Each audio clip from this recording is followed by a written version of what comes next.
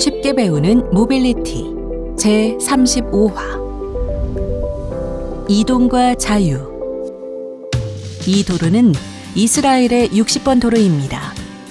이스라엘을 남과 북으로 가로지르는 60번 도로는 총 연장 235km의 도로로서 팔레스타인 지역, 즉 요르단강 서안 지역을 가로지릅니다. 이 도로는 이스라엘과 팔레스타인 모두에게 중요한 도로이기도 하지만 또 다른 의미에서 유명합니다. 이 사진에서 위에 보이는 직선 도로가 바로 60번 도로로서 이스라엘 시민과 관광객만 이용할 수 있습니다. 그리고 그 아래에는 팔레스타인인들이 다닐 수 있는 구불구불한 비포장 도로가 있습니다. 그래서 이 사진은 이스라엘의 모빌리티 통치를 잘 보여주는 상징적 사진이 되었습니다. 우리는 모빌리티 인문학 연구원에서 출판한 하가르 코테프 교수의 이동과 자유라는 책에서 이 도로를 어떻게 분석하고 있는지 살펴보고자 합니다. 하가르 코테프 교수는 이스라엘 출신의 비판적 학자이며 현재는 런던 소아스 대학의 정치학 교수로 재직하면서 정치 이론, 이스라엘 팔레스타인 관계, 정착민 식민주의, 페미니즘 이론, 자유주의 등에 대한 비판적 연구를 진행하고 있습니다. 코테프 교수는 이 책에서 60번 도로는 이스라엘 정권의 분리 통치 논리를 잘 보여준다고 말합니다. 이때 모빌리티는 이러한 분리 통치의 대상이자 분리 통치의 기술입니다. 바로 모빌리티를 분리함으로써 유대인과 팔레스타인인을 분리하는 것입니다. 따라서 두 개의 모빌리티 통치 중 하나는 유대인을, 다른 하나는 팔레스타인인을 지배합니다. 이스라엘인의 이동은 빠르고 우선권을 지닙니다. 그것은 직통이고 직선이며 목표 지향적이고 합리적입니다. 그리고 보호받습니다. 그것은 인간이 자연을 극복한 진보이며 테크놀로지, 엔지니어링, 건축술의 성취입니다. 이 도로에는 팔레스타인 도시나 마을로 이어지는 출구도 없으며 여기에 이런 도시나 마을이 존재한다는 표지판도 없습니다. 이에 비해 팔레스타인의 모빌리티는 느리고 꼬부랑 길입니다. 그 도로는 구시대적입니다. 지상 높이 지어진 60번 도로를 달리는 이스라엘 시민과 관광객들에게 팔레스타인들의 도로는 대부분 보이지 않습니다. 60번 도로는 이 책에서 이동과 자유의 관계를 살펴보는 많은 사례 중 하나입니다. 이런 사례들을 통해 저자는 도대체 자유라는 것, 나아가 서구의 근대적 자유주의라는 것이 모빌리티와 어떤 관계를 맺고 있는가라는 물음을 추적합니다. 저자는 이를 위해 홉스, 로크, 밀 등의 서구 자유주의 사상의 계보를 면밀히 살펴볼 뿐 아니라 매우 구체적이고 실제적인 사례들을 분석하고 있습니다. 여기에서 코테프 교수는 어떤 사람의 자유로운 이동은 다른 사람의 자유로운 이동을 억누른다는 결론을 내립니다. 자유주의에서는 사상의 자유, 신앙의 자유, 양심의 자유, 언론 출판의 자유 등을 중시합니다. 그러나 저자는 모든 자유는 근본적으로 몸이 움직일 자유에서 기원한다고 말합니다. 바로 신체 모빌리티의 자유입니다. 이런 의미에서 철학자 한나 아렌트는 자유라는 말을 들으면 머릿속에 떠오르는 모든 자유 중에서 이동의 자유가 역사적으로 가장 오래되고 또 가장 근본적인 개념이라고 말합니다. 이동의 자유가 억눌려지는 것이 노예 상태의 전제 조건이듯이 자기 의지대로 떠날 수 있다는 것이 자유 상태의 원형적 몸짓이라는 것입니다. 나아가 코테프 교수는 무언가를 할 수 있다는 것은 무언가를 할 수 없다는 것, 무언가를 해서는 안 된다는 것을 항상 수반한다고 말합니다. 따라서 가장 근본적인 자유인 몸이 움직일 수 있다는 것도 몸이 움직일 수 없고 움직여서는 안 된다는 것을, 즉 신체 모빌리티의 자유의 한계를 늘 수반합니다. 그래서 자유주의의 역사는 늘 감금, 울타리치기, 강제 이송, 추방, 몰수의 체제와 함께 작동되었습니다. 이스라엘의 60번 도로에서 잘 보여지듯이 인종, 계급, 젠더, 종교 등에 따라 각각 다른 모빌리티 규율이 제시됩니다. 그러므로 어떤 국가에 어떤 공간이나 거리나 운동장에 누가 들어갈 수 있는가, 얼마나 머물 수 있는가라는 물음이 중요합니다.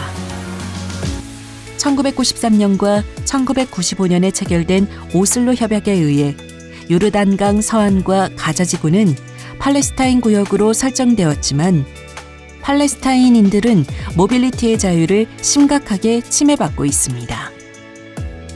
저자는 수많은 체크포인트, 즉 검문소에서 팔레스타인인들을 다루는 방식에서 이러한 신체 모빌리티의 통치를 발견합니다.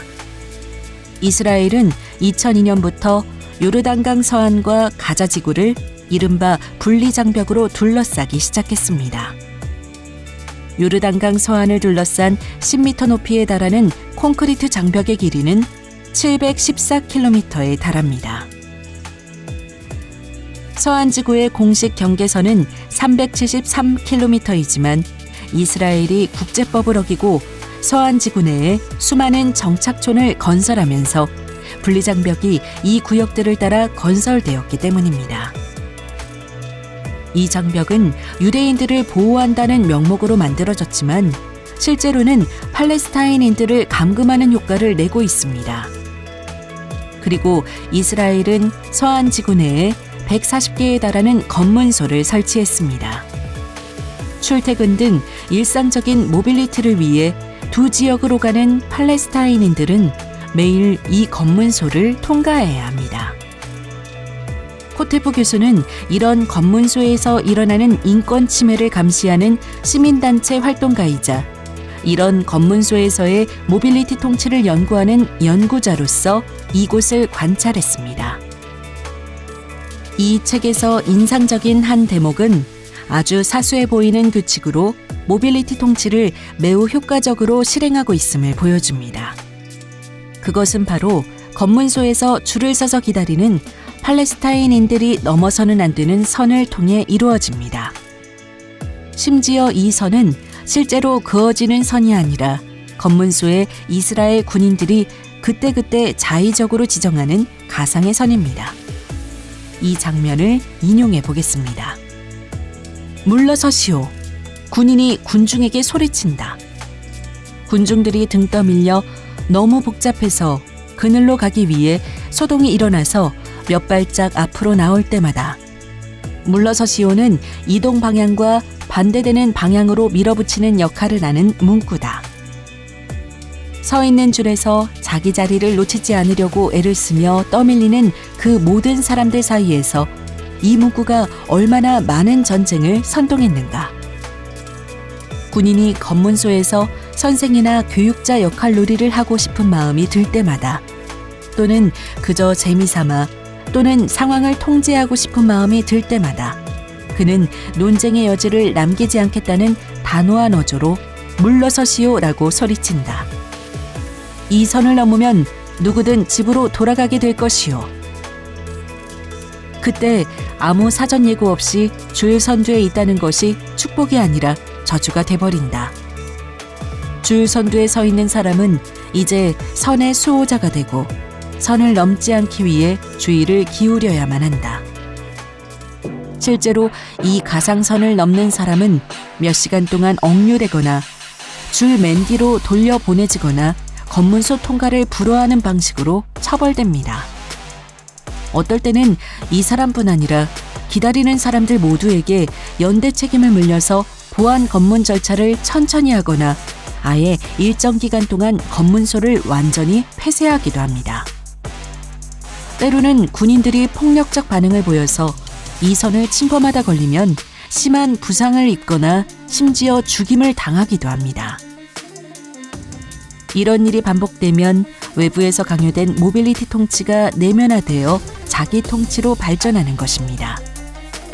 선을 긋는 것이 어렵지 않을 텐데도 굳이 긋지 않는 것은 바로 이런 가상선이야말로 위협적으로 보이고 따라서 이러한 훈육의 효과가 높기 때문일 것입니다. 아니, 저자에 따르면 가상선은 본질적으로 지켜지기 어렵기 때문에 팔레스타인인들을 훈육이 불가능한 사람들, 그래서 점령받아 마땅한 사람들로 만드는 효과까지 가진다고 말합니다. 물론 일부 검문소에서는 시민단체의 항의로 이 사진에서처럼 막대기나 끈을 놓아서 임시로 선을 표시하기도 하지만 말입니다. 저자가 보여주려는 것은 자유주의는 통제 매트릭스 없는 자유를 상상할 수 없다는 것. 그리고 이러한 통제 매트릭스는 바로 모빌리티를 대상으로 한다는 것입니다. 우리는 우리를 둘러싼 일상에서도 이런 사례들을 발견할 수 있을 것입니다. 자유라는 이름 아래 실은 얼마나 많은 사람들의 모빌리티가 제약받고 불평등하게 규제되고 있는가. 우리가 예민하게 관찰할 지점은 이런 것이 아닐까 합니다.